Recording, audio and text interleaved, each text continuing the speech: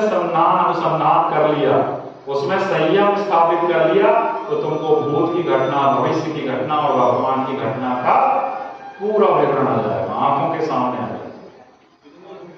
तो किसी के भविष्य को जानना हो तो उसके चित्त को 1 सेकंड देख लो, और उस चित्त में जैसे ही संयम तुमने स्थापित किया तो तुमको सारी चीजें दिख जाएंगी, भूत, भविष्य और वर्तमान। इस तरह से ये पंच तत्वों की व्याख्या की गई। तो जब तुमको जलाया जाता है तो 3 तत्व तो गए तुम्हारे, बचा चौथा अग्नि और 5वां आकाश। ये जो 2 तत्व हैं आत्मा में निहित रहते हैं। इसलिए जब तुम मर जाते हो तो मरने के बाद जब शरीर छोड़ जाते हो तब भी तुम बात कर सकते हो, ध्यान कर सकते हो कि नहीं? आत्मा बोलती भी है, उसकी तो आंख नहीं रहती, उसके तो पैर नहीं रहते, उसके तो हाथ भी नहीं रहते, परंतु वो चलती है, बोलती है, उसको बात करना है वो बताती भी है, परंतु उसकी वाणी अलग होती है।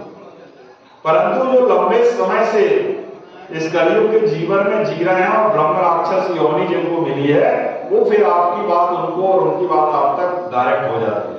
परंतु जो ब्रह्म राक्षस योनि से बाहर हैं, सामान्य प्रेत हैं, वो सिर्फ आपके अंदर घुस करके आपके परिवार को परेशान कर सकते हैं। आपका कोई सामान चोरी हो गया, कोई आपसे छीन ले गया हो, तो उसका कोई कारण होगा।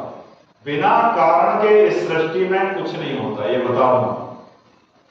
या तो आपके अंदर लोभ और लालच बहुत है, उसको पाने के लिए आपके अंदर कुछ ऐसे परिवर्तन आ जाते हैं जिस वजह से वो चीजें आपके पास से चली जाती हैं।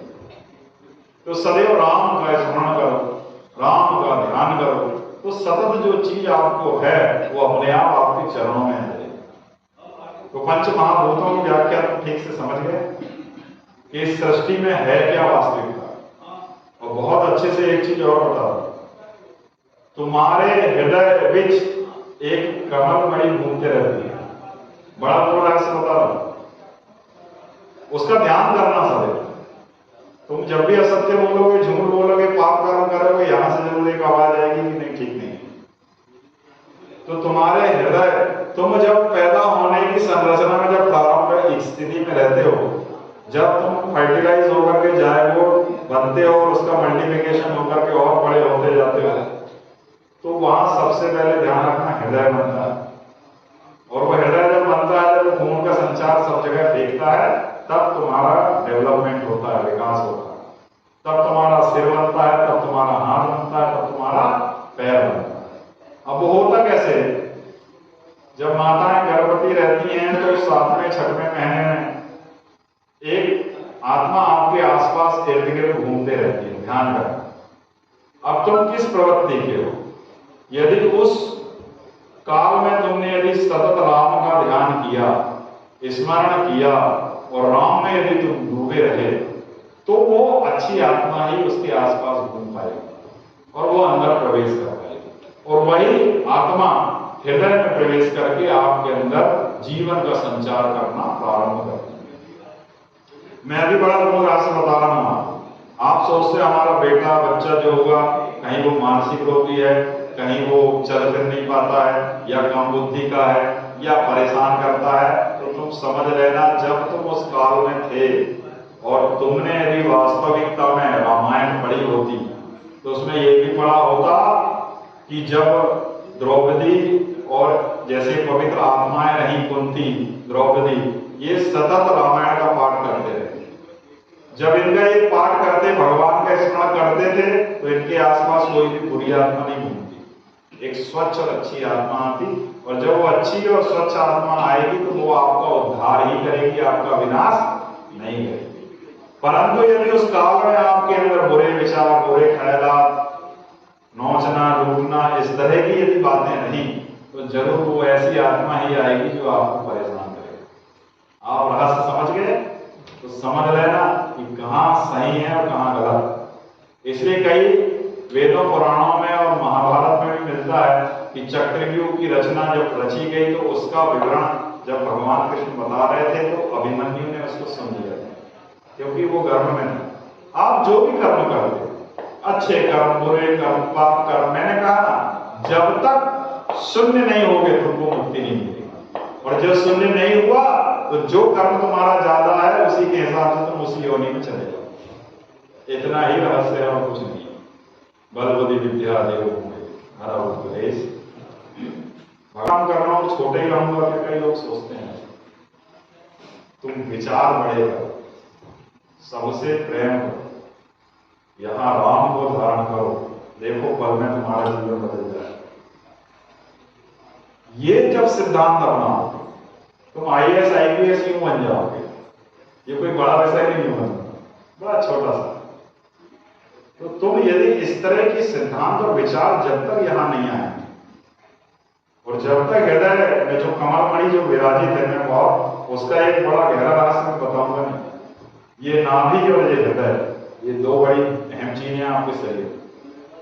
आपके जब प्राणों का अंत होता है ना, या तो तुम्हारे प्राण नाक से निकलेंगे, या तुम्हारे प्राण मुख से निकलेंगे, या तुम्हारे प्राण पेशाब की जगह से निकलेंगे, या तुम्हारे प्राण गुदा से निकलेंगे। अब देखो कौन कहां से निकले।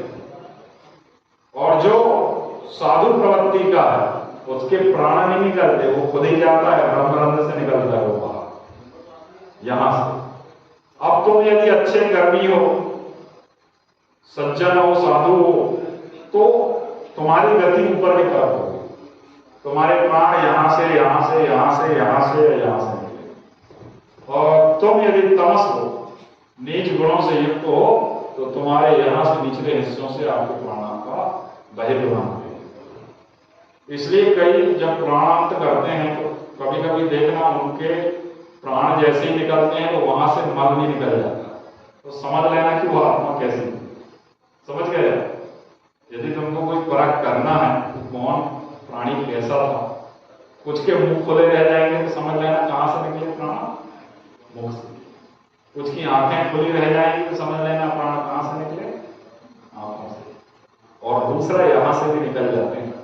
और जो ब्रह्मरंध्र से निकलते हैं उनकी बात बिल्कुल अलग है, क्योंकि वो अपने उनका प्राणांत नहीं होता, वो प्राण छोड़ते। अब वो छोड़ने का तरीका भी है, बता दो थोड़ा। इस साधु मुनि के प्राण जाते नहीं है कभी, बता जो छोड़ते हैं। अब वो कैसे छोड़ते हैं? दो कंडीशन में प्राणों का अंत होता है, या तुम्हारे शरीर का तापक्रम कम हो जाएगा या बढ़ जाएगा। दो ही तरीके से निकलते हैं। एक तापक्रम कम होगा, दूसरा तापक्रम बढ़ जाएगा। अब बताओ ये दोनों चीजों में से अब आप कैसे निकलोगे शरीर के बाहर? यदि तुम साधु हो मान के चलो, तुमको फांसी थोड़ी लगाना है, तुम गड्ढे को खोद के डूब थोड़ी जाना है, तुमको मिट्टी थोड़ी कूद देना है। ऐसे प्राणांत नहीं होते। तुम ध्यान में बैठोगे, तुम्हारी दाहिनी नाक और तुम्हारी बाईं नाक, ये दो नाकें हों, ये जो दोनों जो छेद हैं, इससे सूर्य स्वर चलता है और इसी से चंद्र स्वर चलता है।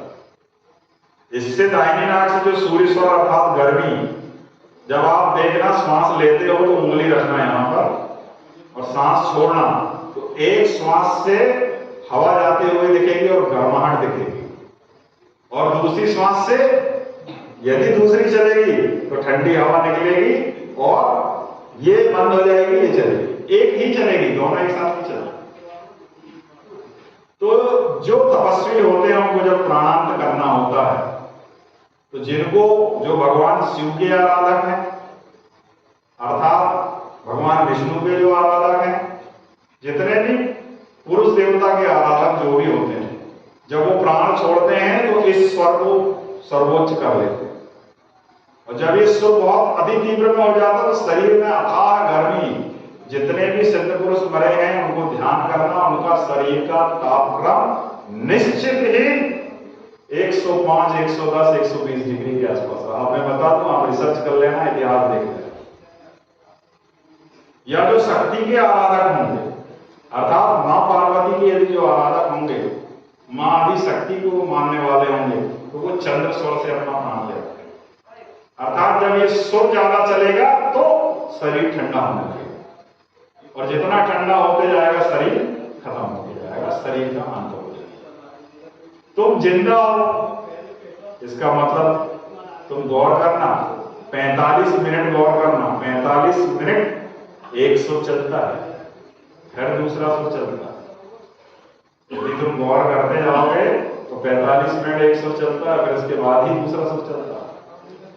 अब यदि दोनों सुर बराबर चल रहे हैं तो तुम जिंदा हो समझ लो।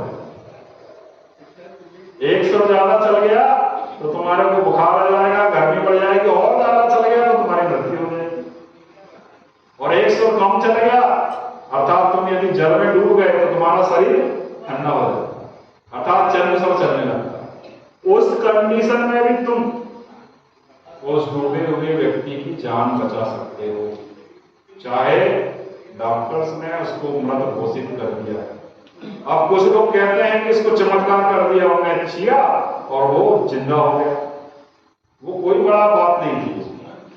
जो सूर्य स्वर के साधक होते हैं उन्होंने हाथ रखा और उसका सूर्य स्वर की उत्पत्ति कर दी, तो उसका सूर्य स्वर जैसे ही पड़ा वो मूर्छित खत्म हो जाएगा।